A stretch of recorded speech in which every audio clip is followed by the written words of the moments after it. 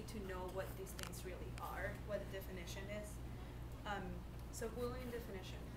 It's a subtype of aggression. A person is being bullied when he or she is exposed repeatedly, which is, I think, a key word, over time to negative actions on the part of one or more other students. It lacks an element of equality and free choice, and it's a learned behavior. It can be best understood from a social interactional perspective.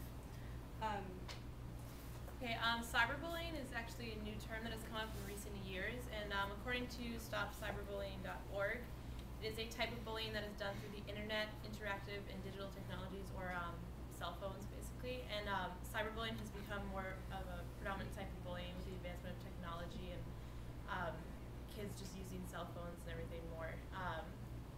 And cyberbullying is also difficult to maintain and monitor because it's not necessarily done out in the open, and that's why it's easier for kids to do and easier for adults to not notice it.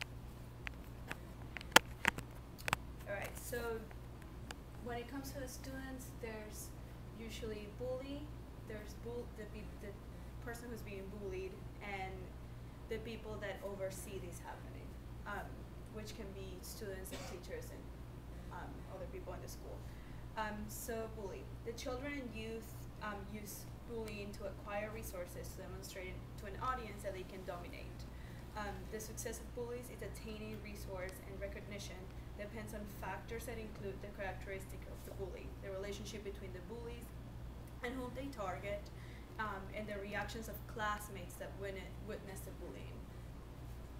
And then when it comes to the victim, bullies and victims often have previously existing relationships that predicts bullying before it happens. And I think that's where teachers and administrative roles should, or administrative people in the school play a key role to predict bullying before it happens.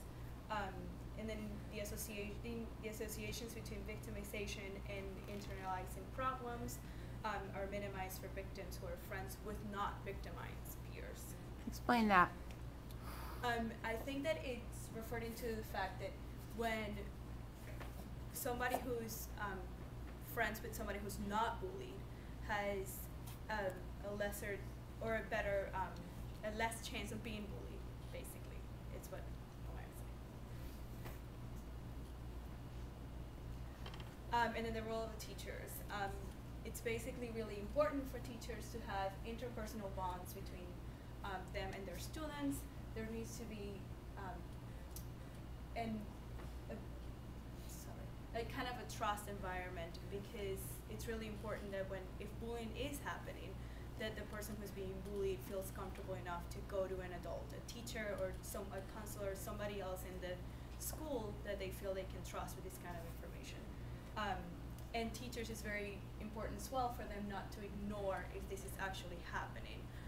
So this attitude of thinking that kids are just being kids can be very detrimental for the situation. Along with teachers taking more of an interest in their students and creating a stronger personal bond with them, there are other ways to preventing bullying. There's an increased amount of cyberbullying, so schools and states are now making laws to prevent and deal with internet behavior and safety among students.